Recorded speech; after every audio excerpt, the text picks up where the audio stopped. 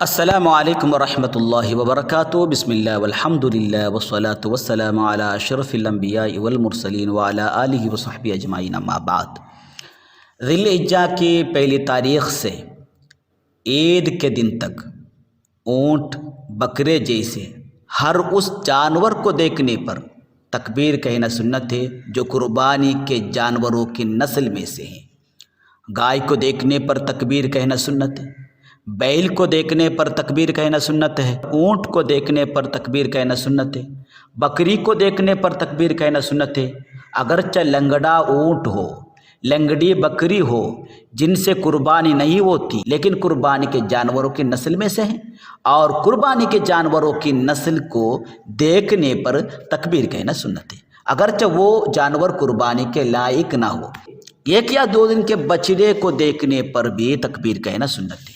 ابن حجر مکی علیہ رحمت و رضوان نے اپنے مشہور آفاق کتاب منہج القویم جو شرح بافضل ہے اس میں فرمایا وَيُقَبِّرُ نُدْبًا لِرُؤْيَةِ النَّعَمِ أي عند رؤية شيء منها وهي الإبل والبقر والغنم في الأيام المعلومات وهي 10 ذی الحجہ۔ ذی الحجہ کے پہلے عشرے میں اگر کوئی قربانی کے جانور کے نسل کے کوئی جانور کو دیکھے تو تکبیر کہنا سنت ہے۔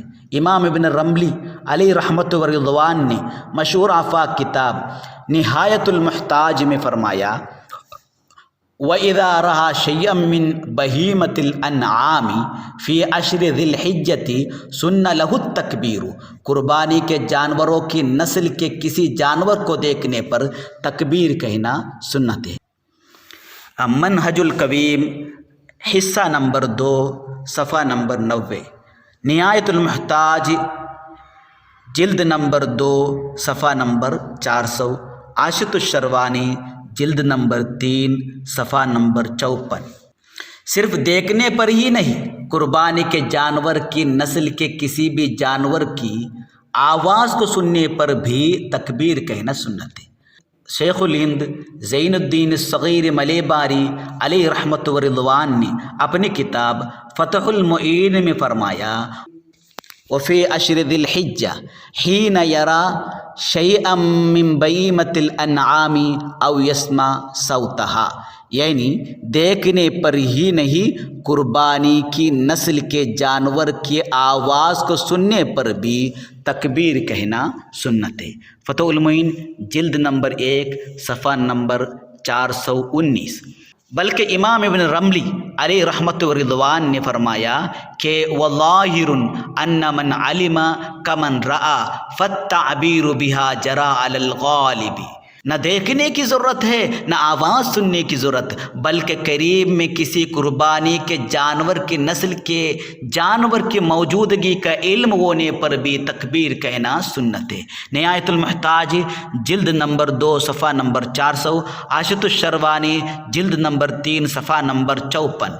اس بیان سے معلوم ہوا کہ کوئی بکرے کو دیکھا یا مینڈے کو دیکھا تو تکبیر کہنا سنت ہے۔ راستے چلتے وقت قربانی کے جانور کی نسل کے جتنے بھی جانور نظر آتے ہیں انہیں دیکھ کر تکبیر کہے، یہ سنت ہے، ثواب کا کام ہے۔ راستے میں بکری کا بچڑا دکھا تو تکبیر کہے۔ کسی گلی میں کسی بکری کی آواز آئی اگرچہ بکری نہیں دکھی ہو تکبیر کہنا سنت ہے۔ ایک طبیلے کے قریب سے گزرتے وقت تکبیر کہے، کیونکہ یہ پتہ رہتا ہے کہ وہاں بھینس یا گائے یا بیل یا کوئی جانور جو قربانی کے جانور کے نسل کا ہو موجود ہے، اس لیے تکبیر کہنا سنت ہے۔ کتنی تکبیر کہنی ہے؟ 1 مرتبہ جانور کو دیکھنے پر 1 تکبیر کہنی ہے، 1 جانور کے نظر آنے پر 1 مرتبہ تکبیر کہے گا، یعنی کہے گا اللہ اکبر۔ 1 جانور کے دیکھنے پر صرف اللہ اکبر کہنا ہے، 1 مرتبہ اللہ اکبر کہنا ہے۔ چنانچہ امام کردی علیہ رحمت و رضوان نے الحواشی المدنیہ حصہ 2 صفحہ نمبر 90 میں فرمایا کہ وَيَكُونُ التَّكْبِيرُ مَرَّةً وَاحِدَةً كَمَا اعْتَمَدَهُ فِي الْإِعَابِ۔ تکبیر 1 مرتبہ کہے گا اور بشر الکریم حصہ نمبر 2 صفحہ نمبر 21 میں ہے وَيُكَبِّرُ نُدُبًا لِرُؤْيَةِ النَّعَمِ مَرَّةً كَمَا فِي الْإِعَابِ، یہ ایک تکبیر کہنی ہے، ایک ہی تکبیر کہنی ہے۔ عاشت الشروانی جلد 3 صفحہ نمبر 54 میں ہے، عاشت النہایہ سے نقل فرماتے ہیں یقول اللہ اکبر فقط مرتن علی المعتمد، معتمد کے مطابق صرف ایک تکبیر کہنی ہے، اللہ اکبر کہنا ہے۔ راستے چلتے وقت بیل نظر آیا تو کہنا ہے کہ اللہ اکبر، آگے بڑھا وہاں کوئی ایک بکری نظر آئی تو کہنا ہے اللہ اکبر۔ گوشت کے دکان میں مینڈا دکھا، کسائی ذبح کرنے کے لیے اس کو لا کر وہاں باندھا تھا تو نظر آ گیا تو ایک مرتبہ اللہ اکبر کہے گا۔ آگے بڑھے تو کسی جانور کی آواز آ گئی تب بھی ایک مرتبہ اللہ اکبر کہے گا۔ مختصر یہ ہے ذی الحجہ کی پہلی تاریخ سے لے کر عید الاضحیٰ کے دن تک قربانی کے جانوروں کی نسل کے کسی بھی جانور کو دیکھنے یا اس کی آواز کو سننے یا اس کی قریب میں موجودگی کے علم ہونے پتہ لگنے پر ایک مرتبہ اللہ اکبر کہنا سنت ہے۔ اس سنت پر عمل کیجئے اور ڈھیروں نیکیاں کمائیے۔ اللہ تعالی ہمارے اعمال میں اخلاص عطا فرمائے، آمین بجاہ النبی الکریم۔